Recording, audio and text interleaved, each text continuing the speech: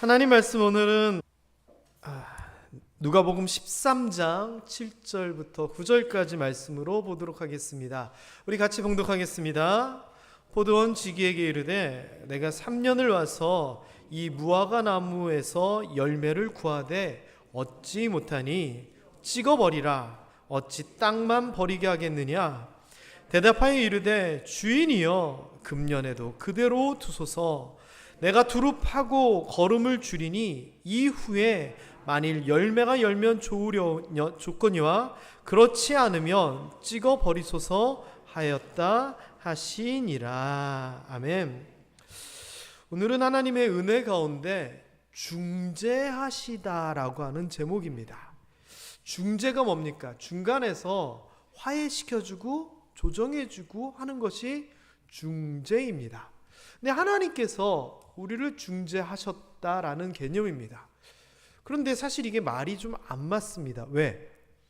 하나님은 이쪽 편에 계시고 우리는 이쪽에 있는데 중재라고 하면 누가 가운데서 서서 해야 되는데 하나님이 중재하셨답니다. 당사자가.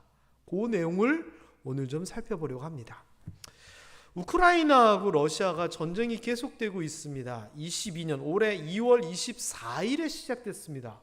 그때 사실은 우크라이나는 조그만 나라고 러시아는 세계적인 강국이니까 금방 끝날 줄 알았습니다. 그런데 사실 지금 보면은 거의 9개월 이렇게 돼가고 있는데 진퇴의 공방을 거듭한다. 이 말이 딱 맞는 것 같습니다. 러시아가 밀고 들어왔다가 우크라이나가 반격했다가 또 러시아가 왔다가 또 우크라이나 갔다가 누가 점령했다. 처음에는 금방 끝날 줄 알았는데 왜냐? 무기나 이런 걸로 러시아가 월등했거든요. 의외로 우크라이나가 잘 버티고 있어요. 게다가 이제 서방의 많은 나라가 우크라이나가 지면 안 된다는 생각에 응원하고 지원하고 그러고 있는 상황이에요. 그래서 현재는요, 끝을 알 수가 없어요. 계속 서로 쏟아붓고만 있는 것 같은 그런 상황이에요. 그러니까 어느 한쪽이 너무 세든지 약하든지 그러면 승부가 날 건데 힘내라 응원하면서 지원을 하니까 계속 이렇게 싸우고 있어요. 러시아가 하다 안 되니까 지금 두 가지 아주 급한 내용을 보여주고 있는 게 하나는 남자들 징집령을 내렸어요. 현역 군인이 아닌 예비군들까지도 30만 명을 뽑아다가 지금 우크라이나에다가 파병을 하려고 그러는 게 첫 번째고, 두 번째는 슬슬 자꾸 그럼 우리 핵폭탄 터뜨려야겠네? 핵무기 얘기를 계속하고 있어요. 이 말은 뭐냐? 지금 상황으로는 승부가 안 날 것 같다라는 거예요. 우크라이나도요, 처음에는 안 될 것 같더니 자신감을 얻어가지고 지금 오히려 분위기는 우크라이나 백성들이 막 똘똘 뭉쳐가지고 오히려 그런 분위기예요. 그런데 승부가 안 나요. 어떻게 해야 돼요? 어느 날 동시에 자 그만! 이렇게 해야 되잖아요. 아니면 누군가 항복해야 되고요. 자, 그러려면 지금 당사자들은 서로가 이렇게 으르렁거리고 있으니까 누군가가 중재를 해줘야 되는 거예요. 그래서 제가 좀 자료들을 찾아봤더니 말 그대로 유엔에서 중재를 하려고 굉장히 노력을 하고 있대요. 또 그리고 중국이 나섰다 그래요. 왜? 중국이 러시아랑 친하고 그러니까 자기가 나서보겠다고 했는데 효과가 없어요. 그리고 터키는 EU, 유럽에 속해 있는 나라면서도 러시아하고 친하거든요. 그러니까 우리가 좀 해볼게라고 터키가 나섰는데도 잘 안 돼요. 인도네시아는 갑자기 왜 나왔을까요? 세계 주요 나라 20개 정도가 모이는 어떤 모임이 있는데 의장 국가가 인도네시아래요. 그래서 인도네시아가 우리가 한번 해볼게 하면서 시도를 했는데 안 돼요. 하다못해 영국에 있는 축구팀 주인이라 그래야 되죠. 구단주가 나섰어요. 이 사람은 영국에 있는 축구팀을 가지고 있지만 러시아의 재벌이에요. 그래서 러시아의 재벌이 영국하고도 이렇게 친하고 막 그러니까 네가 한번 나서봐라고 했는데 안 돼요.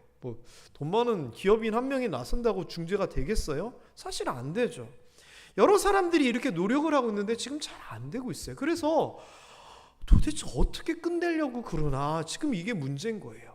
여러분, 애들 둘이 시비가 붙었어요. 시비가 붙어가지고 덤벼 막 이렇게 하고 있는데 서로 주먹은 날리지 않고 서로 쳐다보고 있어요. 어떻게 끝내야 돼요? 누가 중간에 나서서 말리지 않고 가만히 놔두면 때리지도 못하고 물러서지도 못하고 욕만 하면서 으르렁거리면서 하루 종일 있을 거예요. 지금 사실 그런 상황 비슷하게 돼가고 있는 거예요. 이래서 필요한 게 뭐냐? 둘 사이에 문제가 생기면 중간에서 연결돼서 해결해 줄 중재자가 필요한 거예요. 자, 그런데 이 중재자는요, 말 그대로 양쪽의 중간에 있는 사람들이 가능해요. 한쪽 편을 들면 안 돼요. 예를 들면 중국이 우리가 중재해 볼게 들어가면은 우크라이나가 그럴 거예요. 야, 무슨 소리야? 너 러시아 편이잖아. 당연하죠. 또 반대로 미국이 내가 중재해 볼게 그러면 야, 너 우크라이나 편이잖아. 이거 안 되는 거예요. 중재는 어찌 보면 심판과도 같아요. 서로 잘못된 것을 얘기하고 잘된 것을 얘기하면서 판단해주고 서로 양보하게끔 하는 건데, 한쪽 편을 들 사람이 중재를 한다 그러면 반대편에선 받아들여지지 않는 거죠. 또 이 중재라고 하는 것은요, 양쪽에게 영향력을 끼칠 수 있는 사람이 해야 되는 거예요. 예를 들어서 집에서 두 자녀가 싸워요. 막 서로가 누가 잘했느니 못했는지 싸우는데 누가 중재를 하면 금방 해결될까요? 엄마 아빠가 나서면 돼요. 뭐 하는 거야 형제들끼리. 넌 네가 이거 잘못했고 이거 잘못했고 너 하면서 왜 해? 서로 으르렁거리고 안 하려고 하면 혼내래. 영향력이 있고 힘이 있으면 가능해요. 그런데 7살짜리 동생이 형하고 누나하고 다 잘못했어 이리 와. 왜 해? 돼요 안 돼요? 말 그대로 중재는 중간에서 영향력 또는 힘이 있는 사람이 해야지 통하지, 아무런 힘이 없는 사람이 하면 안 돼요. 제가 인도네시아를 비하하는 것은 아니지만 미국인이 영국인이 이런 강대국도 중재를 못하는데 그래도 그 사람들보다 힘이 약한 인도네시아가 야 우리가 중재해 볼게 말이 안 통하는 거예요. 그리고 또 한 가지는 중재를 통해서 이익을 얻으려고 하지 않는 사람이 해야 돼요. 남자 둘이 막 싸우고 있어요. 막 말다툼하고 막 소리가 큰데 한 사람이 와서 제가 들어보니까 이렇게 얘기하면 안 되겠고 저희가 차 한잔 하시면서 얘기를 한번 해결해 보자고 이렇게 얘기를 해요. 그래서 두 사람이 막 싸우고 있는데 누가 와서 차 한잔 하면서 해결하라고 그러니까 당신 뭐 하는 사람이요? 그랬더니 나 저기 찻집 사장이라고. 뭐가 보이잖아요. 그러니 누군가가 중재를 하려면 이득이 없이 내 것을 차라리 희생하더라도 그런 식으로 해야지 무기 팔아먹으려고 또는 무슨 어떤 나중에 끝나고 나서 이득을 얻기 위해서 중간에서 막 이렇게 한다? 절대 안 돼요. 그러니 중재자라고 하는 자리가 얼마나 어려운 자리입니까? 성경에도요 이런 중재자에 대한 이야기들이 굉장히 많이 나와요. 제가 보니까 가장 대표적이면서도 가장 앞서서 먼저 이 중재 역할을 했던 사람이 누구냐? 아브라함이었어요. 잘 알고 있는 얘기일 거예요. 소돔과 고모라가 멸망하기 전에 하나님께서 아브라함에게 나타나서 이런저런 일로 너 이삭 낳을 거고 뭐 이런저런 얘기를 하다가 이제 소돔과 고모라가 멸망될 거야 얘기를 하십니다. 자, 그랬더니 아브라함이 생각을 합니다. 하나님의 뜻은 멸망이고 소돔과 고모라에는 자기 조카 롯도 있지만 불쌍하잖아요. 그래서 중재의 역할을 한 겁니다. 그래서 하나님 앞에 나가서 당돌하게 얘기합니다. 하나님 다 좋은데요. 쟤들이 잘못한 것도 알겠고 하나님 분노하신 것도 알겠는데 그 성에 착한 사람들도 있잖아요. 잘못한 사람들도 있지만 악인과 함께 의인도 있는데 함께 멸하시는 거 이거는 저는 아닌 것 같아요 하면서 아브라함이 하나님을 설득합니다. 그러면서 하나님이 그래? 그러네 하십니다. 그래서 아브라함이 제안을 하죠. 그 성에 의인 50명만 있으면 봐주시라고. 하나님 오케이. 그 다음 이야기는 잘 아시죠? 산으로 내려가다 생각해 보니까 50명 너무 많은 거 아니야? 올라가서 5명 깎아서 45명. 하나님이 그래 좋아. 내려가다가 또 생각해 보니까 또 많은 것 같아서 또 올라가서 하나님 정말 죄송한데 40명 합시다. 하나님 오케이. 그러다가 또 30명, 20명, 10명까지 내려갑니다. 자, 그런데 이 중재는 성공했나요? 실패했나요? 실패합니다. 이유는요? 아브라함이 자기 생각에는 의인이 10명은 있을 거라 생각했는데 그 10명이 없어서 멸망하게 됩니다. 결과적으로는요, 이게 제대로 된 결과가 나타나진 않았지만 어쨌거나 하나님과 인간 사이에서 중간에서 인간을 위하여 또 하나님을 위하여 어쨌거나 중재했던 모습, 아브라함이 처음인 것 같습니다. 자, 그 다음에 두 번째로 대표적인 사람은 모세입니다. 모세는요, 이 중재, 또 특별히 중보 기도, 중보라고 하는 표현을 쓸 때 가장 대표적인 사람입니다. 이 이야기는 뭐냐면은 모세가 십계명을 받으러 산으로 올라갑니다. 그런데 40일을 올라가서 하나님과 함께 하면서 십계명을 받는데, 그래서 돌판을 가지고 내려왔더니 이스라엘 백성들이 40일을 못 기다리고 돌아가자 그러면서 지도자로서 아론을 세우고 금송아지 만들어 놓고 있는 겁니다. 그 모세가 화가 나가지고 집어 던집니다. 자, 그 이야기를 신명기에서 언급하면서 자기가 40일 동안 올라갔던 것 같이 또 40자를 물도 마시지 않고 떡도 먹지 않고 하나님 앞에 기도했다라고 얘기합니다. 뭘 위해서? 이스라엘 백성들을 위해서. 왜? 하나님이 그 이스라엘 백성들을 보고 실망해서 쓸어버리시려고 그랬거든요. 그래서 하나님이 뭐라 그러셨냐면은, 야 모세야, 안 되겠다, 쟤네 맨날 불평불만하고 다 쓸어버리고 내가 너로부터 다시 시작할까? 그렇게 제안합니다. 모세가 아니라고 하면서 하나님 앞에 매달립니다. 아론도 용서해 주시고 이스라엘 백성들도 멸하지 말고 용서해 주세요라고 하면서 매달리면서 중간에서 중재자 역할을 합니다. 이거는 제대로 됐습니다. 그래서 하나님께서 그 모세를 보시고 마음을 거두십니다. 자, 이런 이야기가 또 한 군데 더 나옵니다. 어디 나오냐면은 사무엘상 7장 5절 6절에 나옵니다. 노란 글씨만 읽어볼까요? 시작. 내가 너희를 위하여 여호와께 기도하리라. 사사시대가 많이 진행되다가 나중에 사울왕이 나오는 왕정시대로 바뀌게 됩니다. 그 직전의 마지막 사사가 누구였냐면 이 사무엘입니다. 근데 사무엘 시대에 보면 사람들이 자기 하고 싶은 대로 하는 엉망진창의 시대였습니다. 하나님의 진노는 극에 차 있습니다. 이 상황을 알고 있는 사무엘이 백성들을 다 모읍니다. 야, 이러면 안 돼. 내가 한번 하나님 앞에 내가 해볼게. 지금 우리 이대로 가면 멸망한다 하면서 백성들을 미스바로 다 모은 다음에 이 사무엘이 하나님 앞으로 나가서 기도합니다. 용서해 주십시오. 우리가 잘못했습니다. 그게 이 이야기입니다. 이때 사무엘이 뭘 했느냐? 백성들을 위하여 그들의 죄를 놓고 하나님 앞으로 나아가 기도합니다. 이게 미스바 금식 기도의 시작입니다. 이러한 사무엘의 뒤를 따라서 깨닫고 이스라엘 백성들이 회개하면서 그 진노가 걷어지게 됩니다.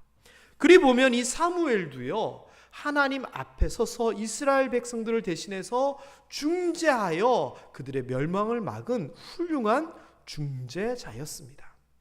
자, 그리고 오늘 본문 말씀 볼까요? 대표적인 중재의 내용입니다. 포도원 주인이 포도밭에다가 포도를 키우다가 무화과를 좀 키워볼까 생각을 해봅니다. 제가 포도 하시는 분들에게 물어보니 그러면 당연히 잘 안 된다고 얘기를 하시더라고요. 포도원 주인이 그렇게 얘기를 하니까 포도원 지기가 3년 동안 열심히 무화과를 심어가지고 이 땅에서 되는지 지켜봅니다. 근데 주인이 3년 동안 열매가 안 나니까 얘기하는 겁니다. 야, 이거 무화과 나무는 안 되겠다. 포도밭에다 하는 거는 찍어버리자. 그러니 이 포도원 지기가 자기가 3년 동안 그래도 공들여가지고 농사 지었는데 열매가 안 나서 찍어버린다니까, 아이고 그거 찍어버리는 거 좀 참으십시오 하면서 하는 얘기가, 금년에 한 해만 좀 그대로 뒀으면 좋겠습니다. 내가 두루 파고 거름 주고 해가지고 한번 해보겠습니다. 1년만 기회를 더 주시고 그래도 안 되면 그때 찍어버리시지요 라고 주인에게 간청하는 내용입니다. 여러분, 중재의 역할입니다. 성경에 나오는 모든 중재는요, 사실 보면은 인간과 하나님의 중재에 있어서 인간이 문제입니다. 여기에서는 무화과나무, 결실하지 못하는 무화과나무가 우리 인간의 모습을 비유한 거거든요. 아브라함 시대이건 모세 시대이건 사무엘 시대이건 인간이 계속 문제였습니다. 그리고 그 사이에 누군가가, 어떤 존재가 그러한 인간들을 위하여 중재의 역할을 하면서 멸망 내지는 징벌을 막아왔던 것이죠. 신약에 보면은요, 아주 독특한 개념이 나옵니다. 자, 지금부터가 진짜입니다. 중재는 제가 아까 말씀드린 것처럼 양쪽이 있고 가운데 있는 누군가가, 중간에 있는 누군가가 이렇게 조정을 해주는 게 중재라고 했는데, 하나님의 중재는 방법이 좀 틀립니다. 지난주에 이상한 하나님이다라고 얘기하면서 하나님의 방식은 너무 독특하다라고 설명을 드렸는데, 중재하는 것도 너무 다릅니다. 하나님의 방법은. 자, 일단 읽어보겠습니다. 로마서 8장 26절 27절입니다. 시작. 이와 같이 성령도 우리의 연약함을 도우시나니 우리는 마땅히 기도할 바를 알지 못하나 오직 성령이 말할 수 없는 탄식으로 우리를 위하여 친히 간구하시느니라. 마음을 살피시는 이가 성령의 생각을 아시나니 이는 성령이 하나님의 뜻대로 성도를 위하여 간구하심이니라. 자, 보세요. 우리 인간은 어떤 존재냐면요, 연약합니다. 연약해서 기도할 바, 마땅히 기도해야 될 내용을 알지도 못하고 하지도 못하는 거예요. 뭐 예를 들면은 잘못했으면 하나님 앞에 잘못했습니다, 또는 뭐가 필요하면 도와주세요, 이런 우리가 기도를 해야 되는데 우리 인간이 부족하고 우매하기 때문에 이 기도를 제대로 못한다는 겁니다. 자, 그래서 어떻게 하느냐, 성령님께서 지켜보고 함께하고 하시다가 내가 해야지 하면서 대신 우리를 위하여 기도해 주신다는 그 내용입니다. 자, 그런데 그 뒤를 보면은 이 기도해 주시는데 어떻게 기도해 주시느냐, 마음을 살피시는 이 하나님이 성령의 생각을 아신다라고 하면서 뭐라고 얘기하냐면은 성령님이 우리를 위해서 기도해 주시는데 그게 뭐냐, 하나님의 뜻대로 기도하고 계신다는 겁니다. 다시 얘기하면 하나님께서 원하시는 게 뭐냐, 우리가 제대로 기도하기를 원하시는 겁니다. 이 관계가 기도 안 하고 그냥 우리가 멋대로 살아버리며 응답도 없고 구원도 없는 겁니다. 그래서 중간에 하나님께서 성령을 보내주셔서 성령이 중재한다는 겁니다. 자, 그렇다면 제 손 모양을 잘 보세요. 이쪽과 이쪽이 있습니다. 이 둘은 해결이 안 됩니다. 왜? 하나님은 공의의 하나님이기 때문에 기도하는 자에게 응답해 주시는데 기도를 안 합니다. 약속이 그거예요. 근데 인간은 어떻게 기도해야 될지를 모릅니다. 그러니 방법이 없는 겁니다. 이때 중간에 성령님이 나타나서 대신해 주는데 이 성령님은 누가 보냈느냐? 사실 따져보면 아쉬운 건 사람이니까 사람이 부탁을 하든지 사람의 방법으로 성령님 도와주세요 이래야 되는데 그게 아니라 오히려 하나님이 성령님을 보내주셔서 야, 네가 좀 해, 사람들 대신해 라고 한다는 겁니다. 아쉬운 건 사람인데 사람이 어떻게 중재자를 요청하고 보내는 것이 아니라 하나님이 중재자를 보내서 하신다는 겁니다. 자, 이런 예를 들면 됩니다. 엄마하고 아들 사이에 문제가 생겼습니다. 아들이 사고를 친 겁니다. 그래가지고 엄마한테 야단을 직사게 맞아가지고 둘이 서먹서먹합니다. 그런데 엄마도 아들이 잘못했다 얘기 안 하고 반성이 없으니까 화는 화대로 나고, 아들은 또 뭐 다른 이유가 있었는데 엄마가 너무한 거 아니에요 이러면서 화가 나고 막 그럽니다. 자, 그러면은 지켜보는 아빠 입장에서는 어떻게 됩니까? 해결을 해야 되잖아요. 자, 그러면 아빠한테 좀 해결해 달라고 누가 부탁해야 돼요? 잘못한 아들이 아빠, 엄마하고 좀 얘기 좀 해봐 이래야 돼요? 아니면은 화가 나고 야단친 아내가 당신이 중간에서 좀 해봐 이래야 돼요? 누가 아쉬워요? 사고친 아들이 아쉽잖아요. 자, 그런데 상황은 어떤 상황이냐 이겁니다. 아내가 남편을 불러서 얘기하는 겁니다. 지금 이래가지고 제가 사고 쳤는데 당신이 중간에서 좀 서봐. 그래서 왜 사고 쳤는지 물어보고 당신이 중간에서 좀 화해 좀 시켜봐. 그러면 이 남편에게 가서 아빠가 다 부르는 겁니다. 그러면서 얘가 잘못한 건 맞는데 이유가 있었고, 그러니까 당신이 마음 풀어, 당신이 너무 과했어. 그렇게 자리를 만듭니다. 그러면 그 아내 입장에서 그래 알았어. 사실 이게 말이 안 되는 겁니다. 아니 잘못은 아들이 해놓고 엄마 중간에 아빠가 당신이 잘못해서 당신이 용서해줘 이렇게 하는 건 이해가 되는데, 그거를 누가 보내요? 아내가 남편을 보내가지고 당신이 중간에 나 야단쳐가지고 화해시켜줘? 말이 안 되는 거예요. 근데 지금 하나님께서 그런다는 거예요. 인간과 하나님 관계에 풀어지지 않는 부분에 있어서 성령님을 하나님께서 보내셔서 해결해 주신다는 겁니다. 이게 하나님의 방법입니다. 또 볼까요? 예수 그리스도에 대한 얘기도 똑같습니다. 노란 글씨 보면은 하나님과 인간 사이에, 인간과 인간 사이에 막힌 담이 있다라고 하는 겁니다. 그런데 이 막힌 담을 허물어 버려서 하나 되게 하시는데 어떻게 하셨냐? 예수님께서, 화평이신 예수님께서 자기 육체를 희생함을 통하여 막힌 담을 허물어 버리셨다는 겁니다. 그래서 원수였던 사람들이 하나님의 권속 자녀가 되고, 외인 나그네였던 사람들이 하나님의 백성이 되는 놀라운 화해의 결과가 나타났다라고 얘기를 합니다.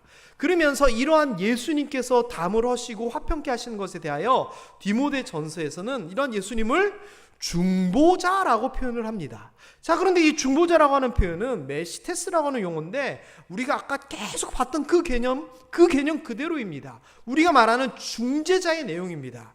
둘 사이의 평화와 우정을 회복시키거나 협약을 이루도록 또는 언약을 승인하도록 중재하는 사람이라는 뜻인 겁니다. 자, 그런데 그 예수님을 사람들이 예수님 좀 와서 도와주세요, 하나님과 우리 사이를 좀 해결해 주시고 우리를 구원해 주세요라고 그랬을까요?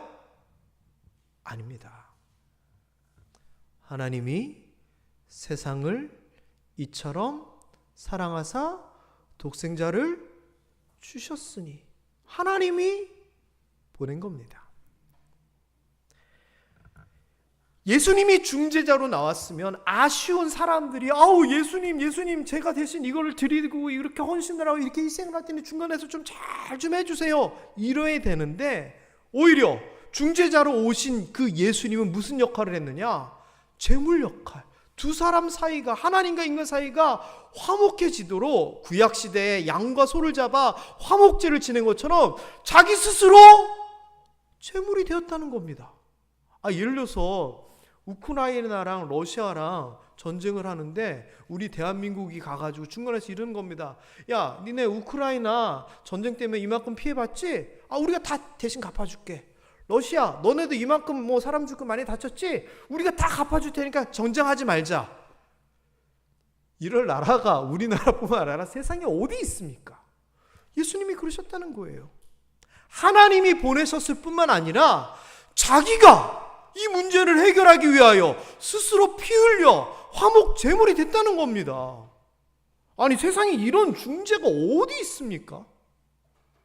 그러면 정리를 해볼까요? 인간과 하나님 사이가 원수된 관계이고 서로 통하지 아니하고 함께 할 수 없는데, 이거 안 되겠다 싶어가지고 아쉬운 인간이 아니라 하나님이 먼저 손을 내미신 겁니다. 어떻게? 독생자를 보내야 되겠다. 그래서 독생자 예수님께서 중재자로 왔습니다. 중재자로 와서 양보하시고가 아니라 자기가 피 흘려서 희생제물이 돼서 중재를 이루십니다. 그리고서는 성령님께서 오셔가지고 중재된 우리가 하나님 앞에서 제대로 살아갈 수 있도록 부족하고 모자란 거 있으면 대신해서 계속 하나님 앞에 변명해주고 우리를 대변해줍니다.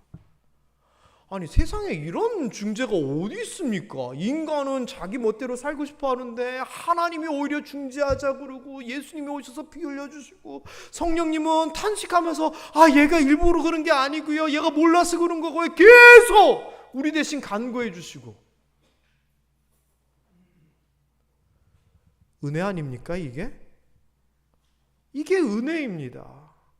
우리는 마땅히 하나님께로 나아갈 바를 모르고 각기 제 갈 길로 가고 있는데, 오히려 하나님께서 우리를 사랑하사 먼저 손 내미시고 먼저 사랑하시고 먼저 기다리시고 그 아들까지 보내시고 그 아들은 우리를 위하여 화목제물이 되시고 성령님께서는 계속 그 옆에서 돕고 또 돕고 함께 하시면서 그러시고, 아니 우리가 도대체 뭘 잘했다고 하나님께서 그렇게 중재해 주십니까?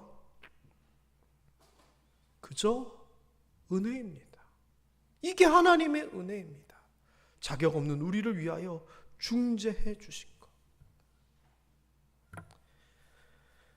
여러분, 그런데요, 사실 여기서 이야기가 끝나는 게 아닙니다. 조건이 있더라고요. 하나님께서요, 이렇게 우리를 중재를 해주고 나서 대신 너네는 이렇게 하라라고 조건을 하나를 다십니다. 그게 뭐냐? 고린도 후서에 나오는 말씀입니다. 화목하게 하는 직분이라는 겁니다. 이 고린도후서 5장 18절부터 20절까지의 말씀은 뭐냐? 그리스도로 말미암아 화목하게 되었다. 그런데 그 그리스도 하나님께서 우리에게 화목하게 하는 직분을 주셨다는 겁니다. 사명을 주셨다는 겁니다. 역할을 주셨다는 거예요. 그래서 화목하게 하는 그 복음을 우리에게 부탁하셔가지고 사람들에게 화목하게 하는 그 말씀을 좀 전하라라고 얘기를 하면서 우리가 그리스도를 대신하여 사절이 되어서 사람들에게 대신 화목하게 하라는 겁니다. 이게 진짜 중요한 내용입니다. 내가 중재를 이렇게 서서 너하고 나 사이가 화목하게 됐잖아. 그것처럼 너희도 가서 좀 화목하게 좀 사람들을 만들고, 특별히 나 모르는, 하나님 모르는 사람들에게 가서 좀 화해 좀 시켜줘. 복음을 전하라고 부탁하는 겁니다. 이 화목하게 하는 거, 하나님과의 화목을 어디서부터 얘기하냐면요, 예수님께서 이 땅에 오셔서 처음으로 사람들에게 선포하셨던 산상수훈에 나옵니다. 무려 8복에 나옵니다. 읽어볼까요? 화평하게 하는 자는 복이 있나니 그들이 하나님의 아들이라 일컬음을 받을 것이며. 그래서 우리로 하여금 하나님의 아들이라면, 너네가 중재받아서 하나님과 화평하게 됐다면 니들도 그렇게 하라라고 말씀하십니다. 저는 이게 하나님께서 중재하시면서 우리에게 내건 조건이라 생각이 듭니다. 니들도 혜택을 받았으면 너네만 받지 말고 너희도 좀 남들에게 좀 하라, 그 이야기인 거죠. 말씀을 정리해 볼까요? 중재에 대한 내용입니다. 하나님이 먼저 스스로 중재하기 위하여 방법을 제시하셨습니다. 그 방법이 뭐냐? 예수 그리스도를 통하여 중재하는 거였습니다. 그리고 예수 그리스도께서는 스스로 화목제물이 되시어서 그 중재를 이루셨습니다. 또한 성령님께서 스스로 우리 옆에 계시면서 우리가 알지 못하고 하지 못하는 것을 하나님께 대변하면서 간구해 주신다고 합니다. 우리가 하는 것이 아니라 하나님께서 다 하셨던 겁니다. 여러분, 이런 것이 하나님의 은혜다라고 하는 것을 우리가 안다면 하나님께서 우리에게 당부하신 것처럼 우리도 중재자의 사명을 잘 감당해야 됩니다. 하나님을 모르는 사람 가운데 들어가서 하나님과 그들을 연결하고, 사람과 사람 사이에 분쟁이 있을 때 우리 그리스도인들이 조절하고 평화를 만들어야 됩니다. 그리스도인들이 분쟁의 중심에 서서 나라를, 세상을 어지럽히는 것이 아니라 우리가 세상을 다독이며 하나로 만들어 나가야 됩니다. 예수님께서 그렇게 하셨듯이 우리도 막힌 담을 허물어야 될 사명이 있다는 겁니다. 여러분이 그 역할을 감당해 주십시오. 복음을 모르는 자에게 화목케 하는 그 복음을 전해 주십시오. 그리하여 그들이 하나님과 화평해질 수 있도록 여러분이 중간에 서 주십시오. 사람과 사람 사이, 사람과 우리와 사회 사이, 그리고 우리와 이 지구 환경 사이에서 어려움, 문제 생기지 아니하도록 기독교인으로서 역할들이 분명히 있습니다. 우리가 그 역할 잘 감당했으면 좋겠습니다. 저를 따라해 주시면 좋겠습니다. 하나님께서 중재해 주셨습니다. 우리도 중재하겠습니다. 여러분이 지금 내뱉은 대로 그렇게 사시기를 주님의 이름으로 축원합니다. 기도하겠습니다.